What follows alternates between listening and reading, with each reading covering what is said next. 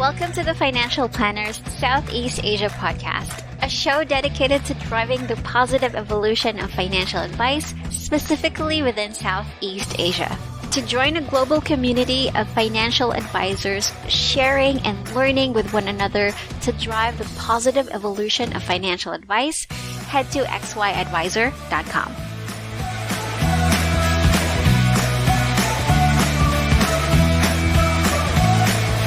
Hey guys, welcome to another episode of the Financial Advisor Southeast Asian podcast. Gwen here, and today we have a financial advisor from Malaysia, and she works closely with generations Y and Z, if I'm not mistaken, and she manages their wealth, of course, as a financial advisor, and she effectively utilizes social media to attract and get her message out there. So please help me welcome Eewen Keah. Welcome to the show, Eewen.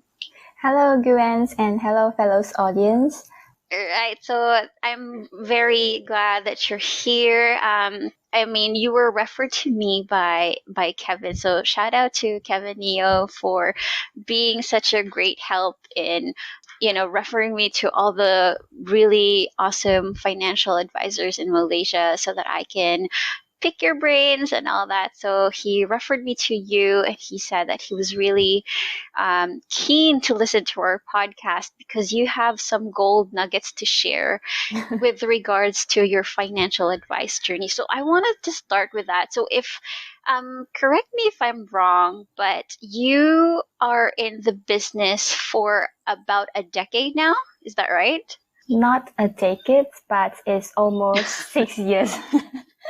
Oh, 6 years. So almost 6 years. Oh, yeah. Cool. Right. So that's actually quite an achievement to be in the financial advice business because if I know this correctly, it takes a lot of or there are a lot of processes in order to become a financial advisor in Malaysia, if I'm not mistaken. Like you have to have certain credentials, right? And so can you tell us about your origin story with regards to your journey as becoming a financial advisor? Like how and why did you become a financial advisor?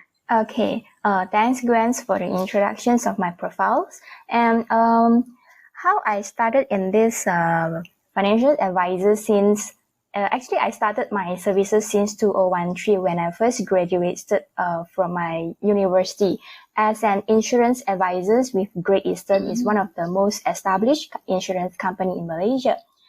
And then after that, in 3 years later, I found out that I couldn't provide a full comprehensive financial planning to my client because I'm just a traditional type insurance agent, which is I can only provide a single financial solutions to my clients. Then I pursue my further studies in registered financial planner RFP with Malaysia Financial Planning Council, and then I got my I took the exam and then I applied the license because in Malaysia we need to have credentials to apply the license so that we can carry out financial planning advisory service. So my journey to become a financial advisor is pretty straightforward. I just jumped from an insurance background to a financial advisor to give a better service, more comprehensive financial planning to my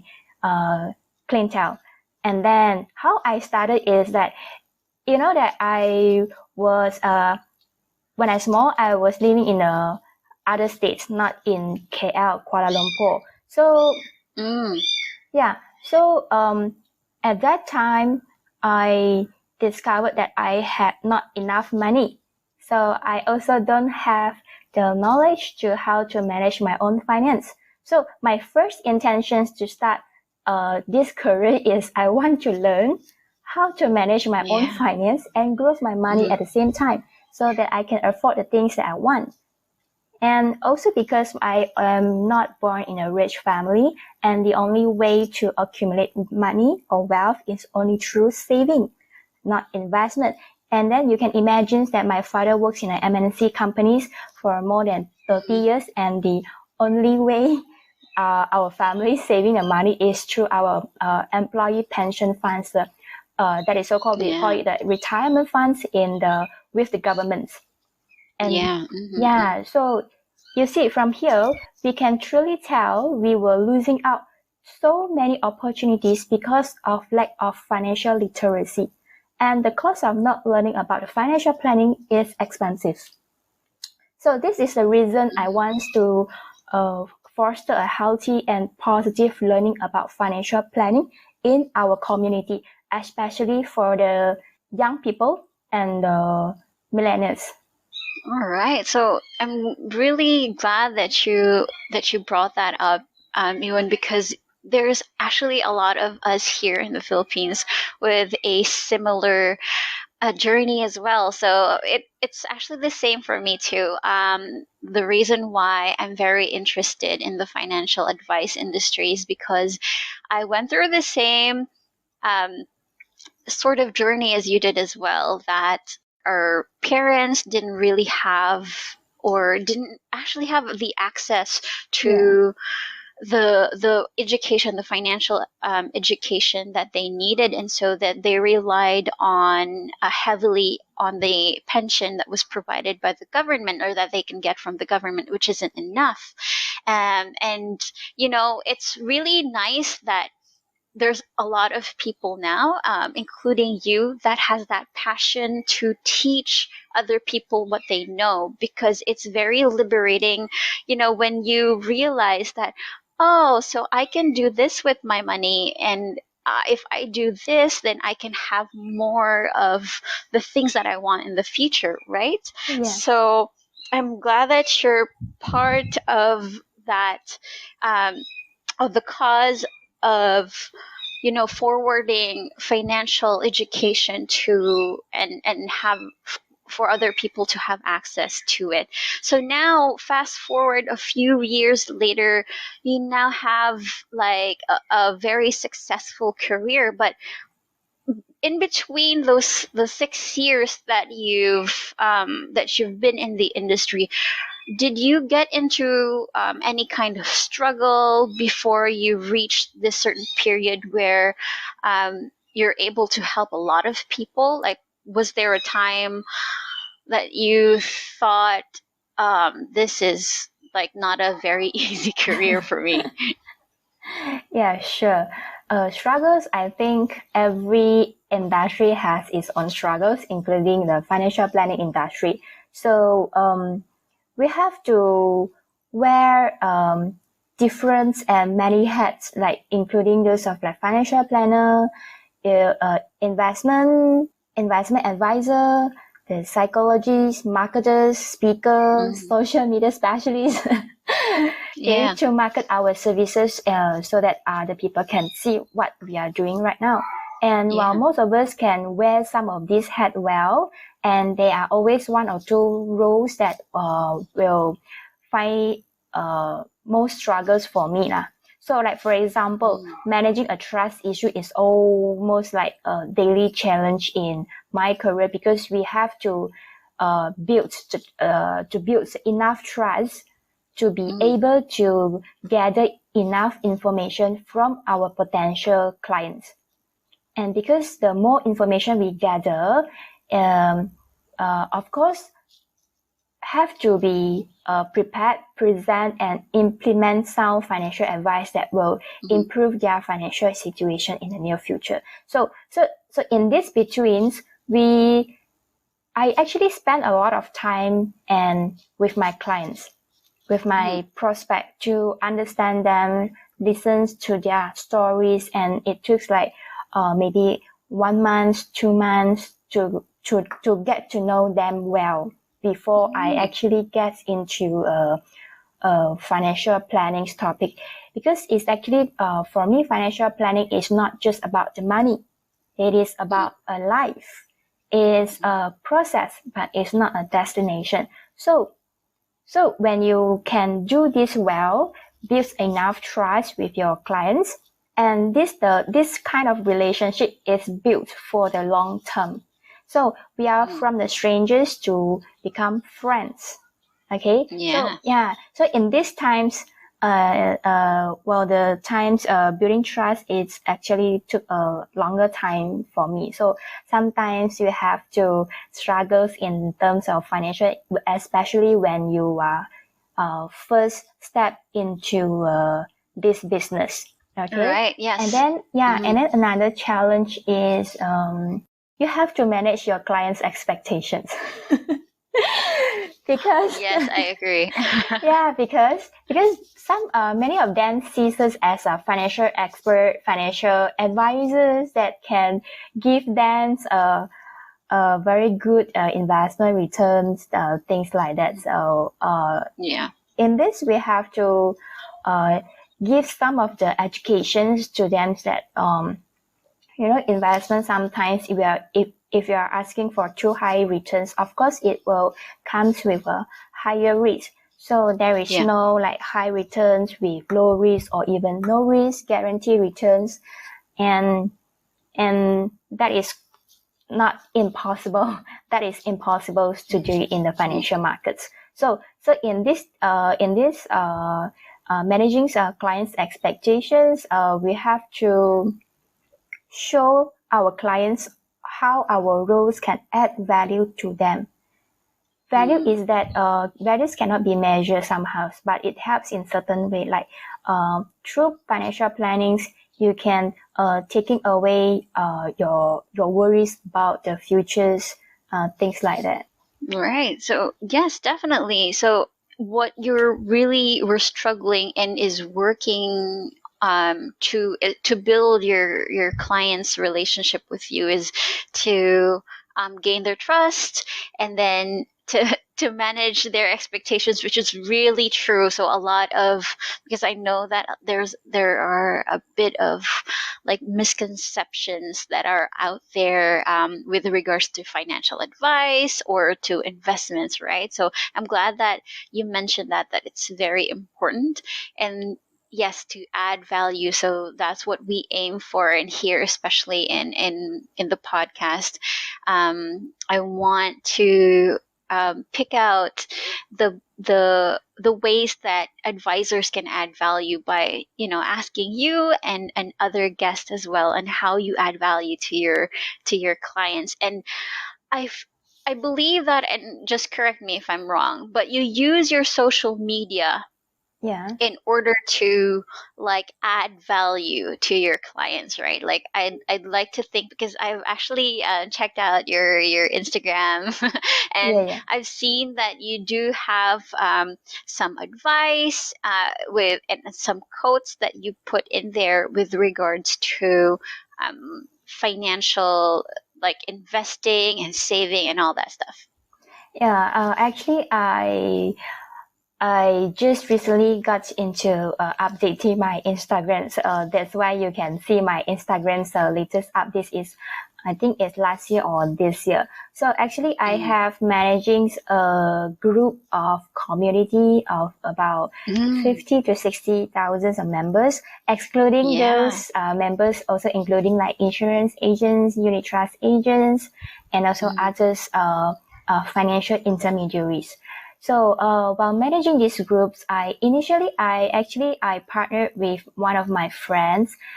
He is also a influencer, or we so call it a YouTuber, also sharing Yeah. about the financial planning.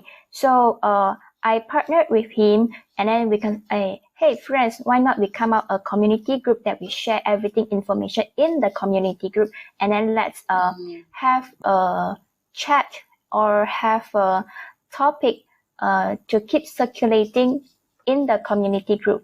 And then we start to invite our friends and families, and then friends of friends to join the group.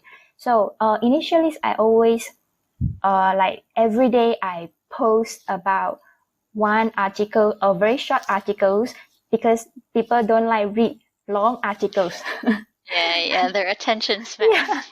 Yeah. So you have to design your articles in a point form that people can read it through in 2 minutes or even 3 minutes. Yeah, that is enough.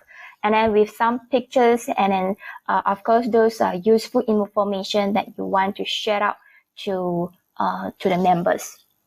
So this group I have managing since 2017 until now. So you can find a lot of information in the community group, and because of the group is growing too large, and then we will pick one of the we will pick them. I think it's more quality to be my clients. Sometimes I will personal message that person. Hey,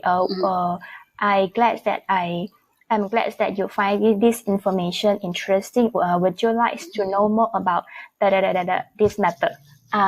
So this is how I get my clients online, especially most young people are spending their times on the social media, especially the Facebook, the Instagrams. So the Instagram, the good thing is you can post a lot of good pictures, and the pictures speaks 1,000 words, as you said.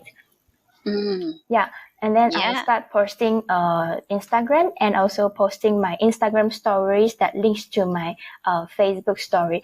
And because of Facebook story, not all your Facebook friends is able to view your Facebook story. So for those who always view your Facebook stories, right? So those are my potential clients.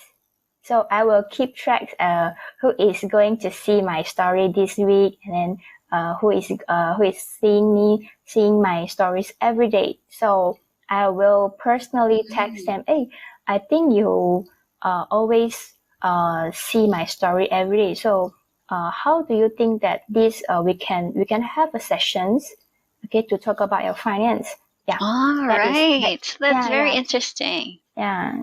Yeah. So one of the ways is you get your potential or ideal clients through first on the Facebook community group that you have, and you personally send them a message. And another way that you get potential clients is, and I think that's very interesting, is that you use Facebook stories, and whoever is very keen to watch your stories every day, that's who you think hey, this can be a potential client, because he's very interested, and that's really great. So that's because you already know that they're more likely to agree and get on board your services, right? So, and did you get that strategy, or did you just think about that, or did you read up on it, or did you join a social media class? No, I didn't join any social media class, but I do read a few reference or articles about how to design your social media contents. So especially when you design your social media contents to attract the people's attention, is that whenever it comes to March or April, so in Malaysia there is these 2 months is always a tax season. So everyone is needs to filing tax for the income tax. And then so in this season, you can post the related contents about how to file tax, or you can share the related topics.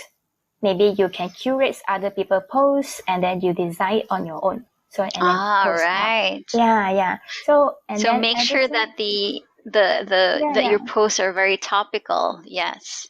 Yeah.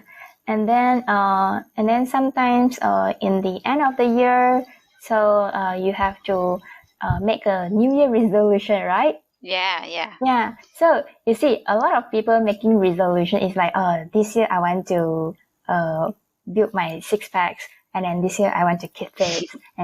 This year I want to save more money. So you can imagine that this kind of goals, cannot be measurable. So what is actually the New Year resolution is that for example, in this beginning of the year in January, before the Chinese New Year, I posted a Facebook story.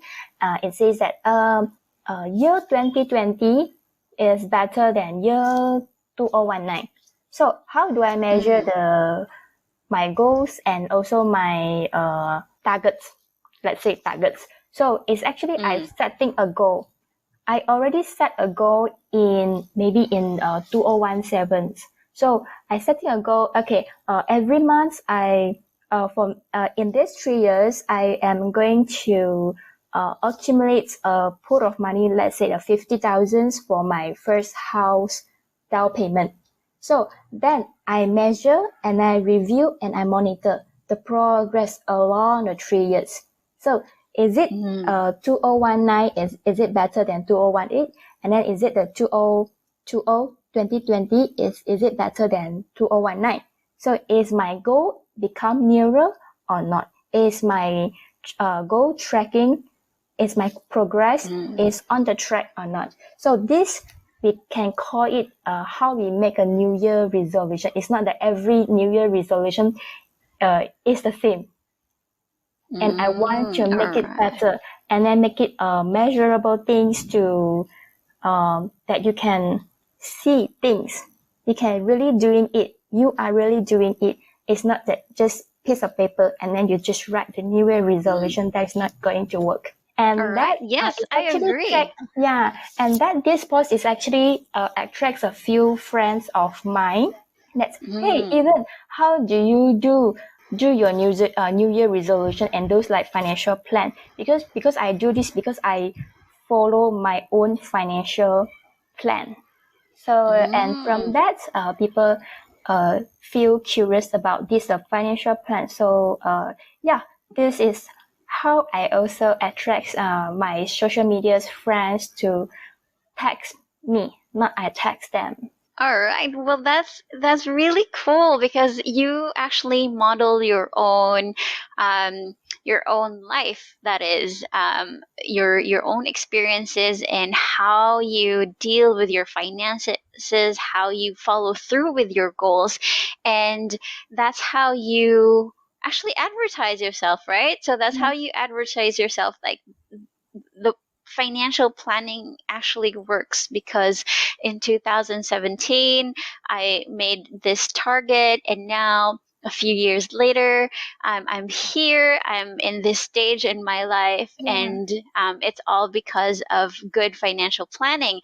And that's how, like, it's like, how do you call this, it's like your own testimony that financial planning works, and building and designing the design that you have for financial planning works, and it will work for other people because it has worked for you. So that's really a good strategy to do. And I just wanted to, so most of your clients are from social media, right? Or do you have other sources of where you get your current clients? Actually, most of my clients are from referrals, and those referrals come from friends and families. And then some of I think it's about 20% my client source is actually from a social media.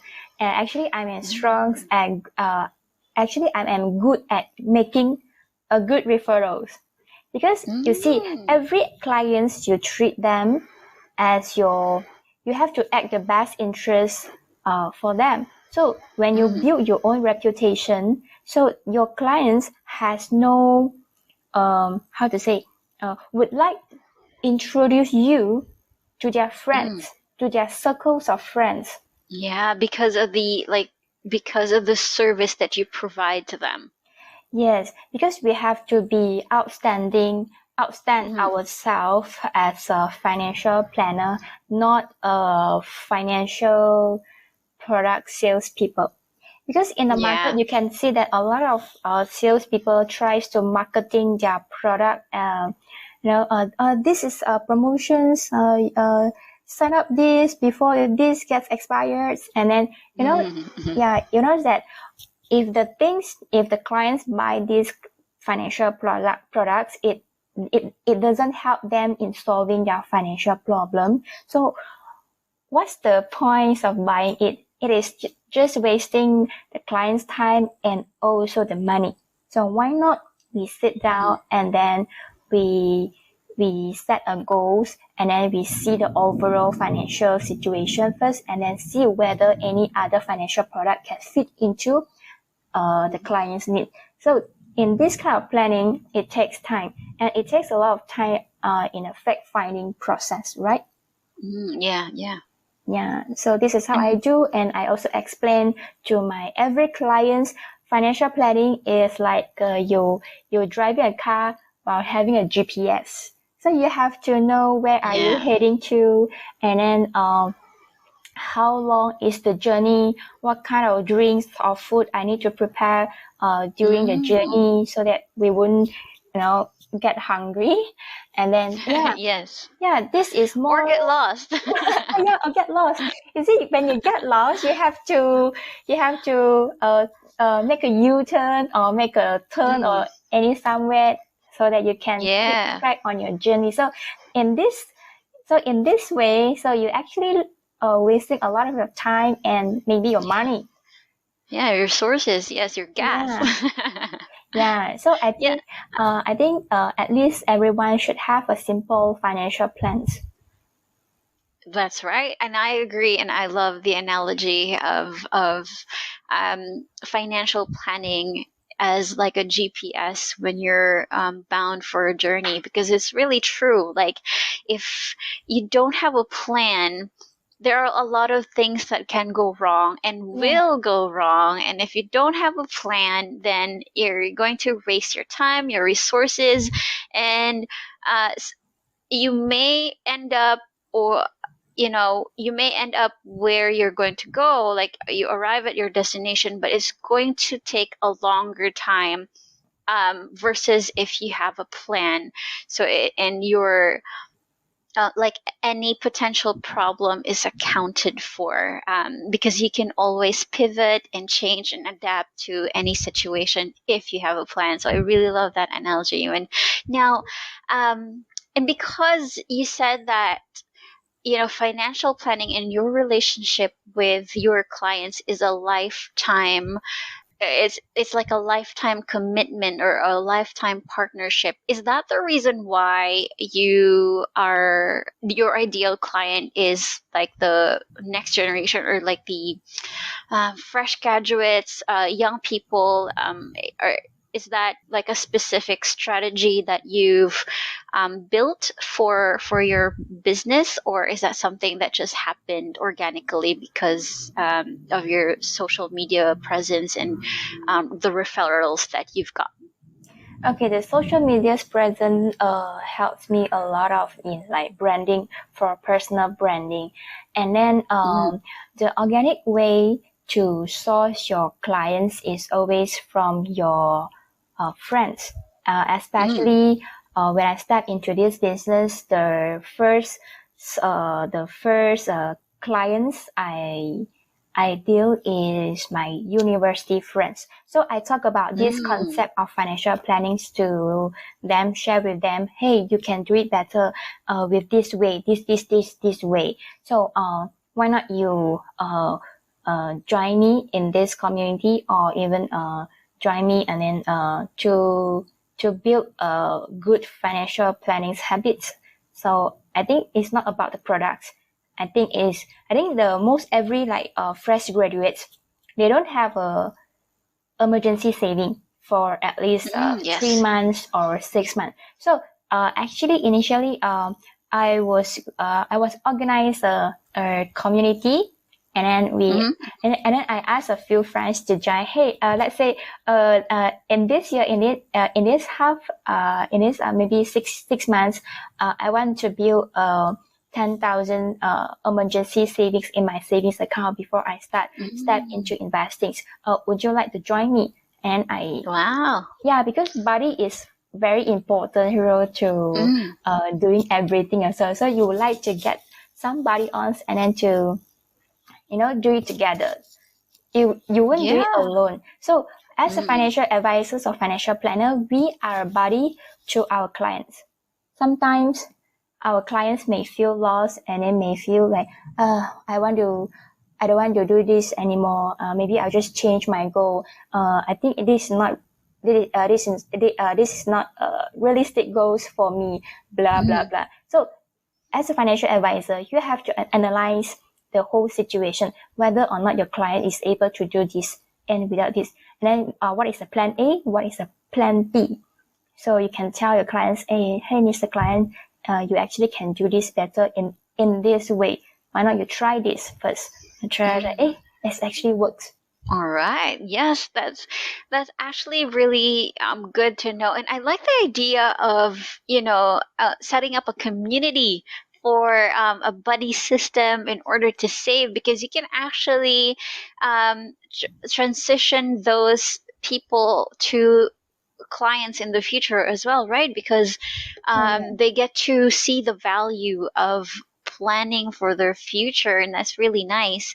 And you have a lot of great ideas for social media, and that's really cool. So, and I'm glad that you shared this with us, even because I know that there are a lot of people, financial advisors out there that really want to do all these great things for their clients, but they don't know like what to do and how to get started. So, what's your advice for those people as well? Like, for example, a community like that, for like a buddy system. Yeah. Some people might be intimidated, like, I don't want to start that because I might not get any response. So, like, what's your advice for that? First, you have to find those people that is very close to you. You won't find strangers to do this to you, to do this with you together. So first, you have to find close friends, whether it can be your close associates or close friends, maybe your brothers and sisters, to do it together. So when you see, the community always start from maybe one or two people, and then it growing and become bigger, so that other people can see this group is actually building a healthy and positive impact learning environment. It's actually, I started actually a few years ago, I read a book called Total Money Makeover. It's written by Dave Ramsey. It's a very famous financial Yes. on the internet, right? So I find this idea good is because it he also built a community groups that posting his clients' testimony on how to get out of debts, and then follow the 7 steps to a financial freedom phase. So I think it is a very good idea for me to take a reference. So I build a community groups. Sometimes I build a small groups. Maybe you don't want to mix a businessman with a fresh graduate in a community group, because their interests are different. Yeah. For But a you fresh can graduate, attract different kind of people in the same community, and you realize that, or at least they realize that they have things in common after all. I think their common interest is about the money, how to Money. invest, how to invest, how to grow your money, how to prepare your retirement funds in a safer way, things like that. So this are the common topics that they want to more about. And yeah, and I think that's one of, like, it's a great way to promote financial literacy as well, to get a whole community on board in, saving, because that's what people usually want to do, right? Save for the things that they want, and then you can slowly ingest in the community things like emergency funds, or maybe like what you mentioned. If you built a community centered around building an emergency fund, then you can start injecting things like saving long term for the retirement, and then investing, or sometimes what even goes first, because I had this podcast guest, and we were talking about some people want to invest first, before they even have an emergency fund, which like for financial advisors, that's no, let's not do that, right? That's not a good plan. And you can, in that community, you can actually inform people as well that it's the first step that you have to do is really secure the money that you currently have, or at least secure any holes in your finances before you start investing. So I'm very interested in building a community, because not only will you get prospective clients from there, you also get to get your message out there, promote financial literacy. And that's why I'm actually very curious, Ewan, with 50 to 60 and going to 80,000 members in your community group, like, how do you moderate these many people? And are all of these people Malaysians, or are there from other countries as well? No, it's only for Malaysians, especially for Ah. Chinese community. Because in Malaysia, I think that Chinese community has how to say less exposure to financial literacy, because back then we used to teach to save money, work, save money. Yes, So this yes. is the traditional way. This is how we do it. So it's actually I think we can see a good impact or a good influence on this Chinese community. So that's why the contents we built is Chinese written in Chinese, because a lot Oh, of I information can see. be found in English more than Chinese actually. Yeah, so basically you did it in your, own dialect, in your own language, so that it's more accessible to more people. Ah, yes, I agree, because here, even here in the Philippines, like, um one of the reasons, so I actually started a YouTube channel as well. Oh, And good. initially I had it, yeah, so I had it in my own dialect too, because I noticed that there are a lot of, like, videos and YouTubers that do financial advice, but they're mostly in English. And there are some people who might understand and digest things better if it's on their own language or in their own dialect.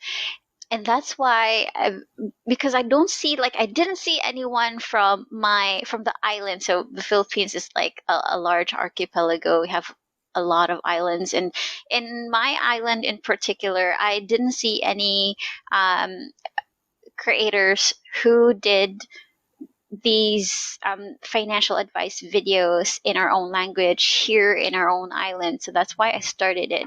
And it's a really great idea, because a lot of people say that, hey, I'm really glad that you're creating this kind of content in Bisaya, which is our own dialect, because I can show this to my father, or I can show this to my grandpa, right?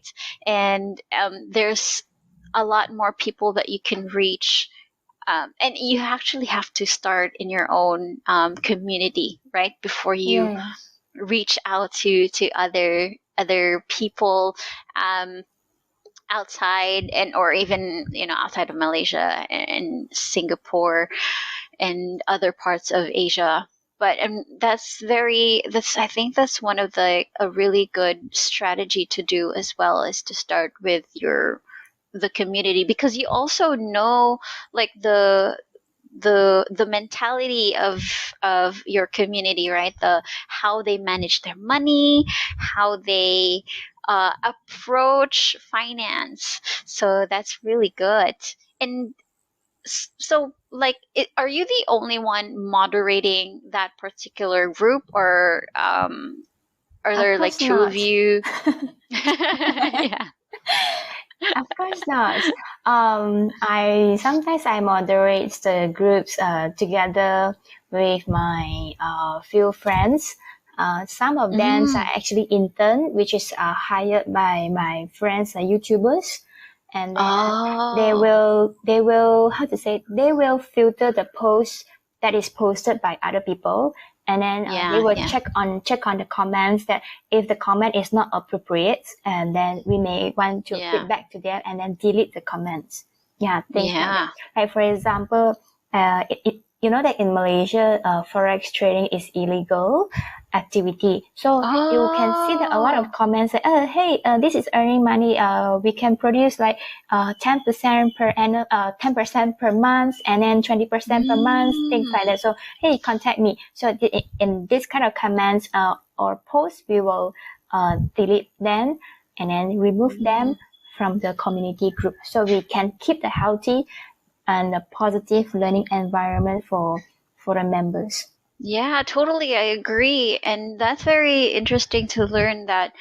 And you know that you have to delete that, and I think it's part of the guidelines for groups to remove any soliciting, right? But there are still people who do it. So I'm glad to know that you're not the only one, because 60 going on, like, even with, I think, less than 10,000 members, it's very hard to moderate. So I'm glad that you have help.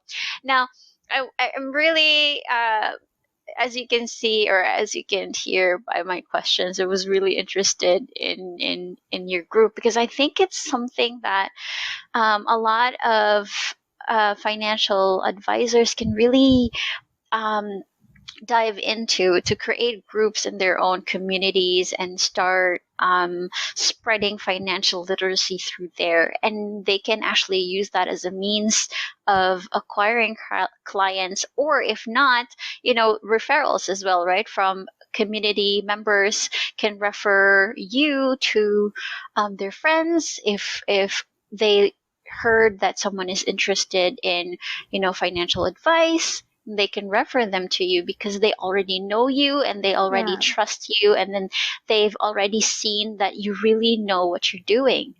So so that's why that's very interesting, and I can't wait. Maybe you'd want to plug in your group for those Malaysians that are listening to us.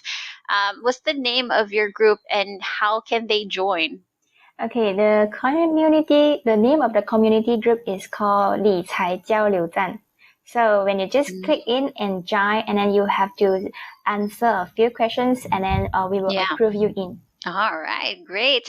And also, I haven't even noticed the time until now, so we're almost at the end of our podcast. It was such an interesting conversation that I have with you. So before we end, I just want to let everyone know, how can people reach you, even if they want to get to know you more, if they want to ask for your advice or any of your services?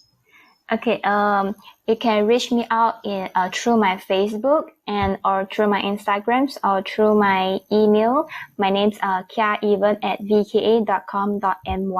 So if you would like to send me email, also can. All right, wonderful. So I'll be sure to put all of those information in the description of this podcast. So thank you so much, Eewen, for such a wonderful conversation.